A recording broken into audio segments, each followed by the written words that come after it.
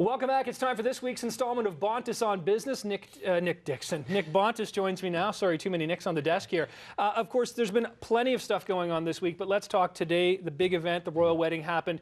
Something like the 6th most popular event on the internet, 5.4 million page views a minute. Yeah. This was an incredible event. What does it mean, though, business-wise?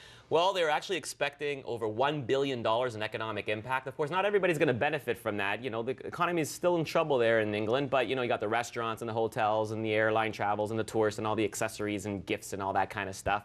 Of course, other people are going to get a big boost, like the Alex McQueen shop, because of the dress. So I understand that all the prom dresses have already been made, so all the make-believe dresses will be on the market soon.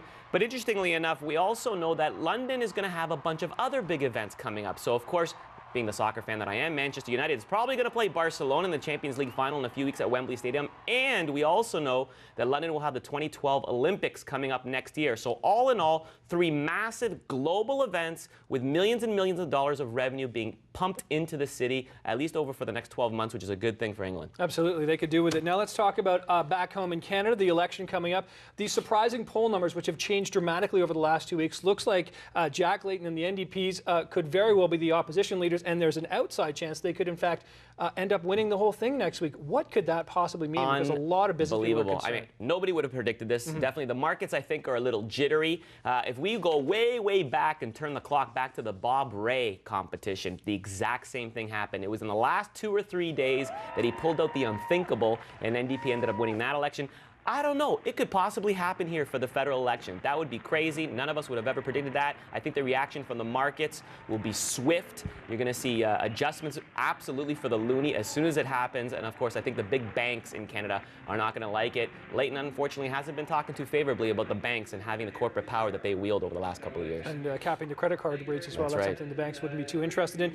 Finally, Nick, RIM, let's go back to the market. They've underwhelmed, down 14% in response to things now. What do you think here? Yeah, ouch, ouch, ouch. Now, nothing crazy happened with RIM. All that they really did was announce that they're going to come in at the low end for new subscribers. So instead of, they had actually predicted a month ago they'd get 13.5 to 14.5 million subscribers. They actually said it's going to be closer to 13.5. So it's no news out of the ordinary. But I think there's 3 things left for RIM to do. Number 1, hardware. They got to make sure they got that new Texas Instruments deal, making sure that those processors are quick. Number 2, software. They got the new QNX operating system in the playbook. Make sure they put that in all their new smartphones.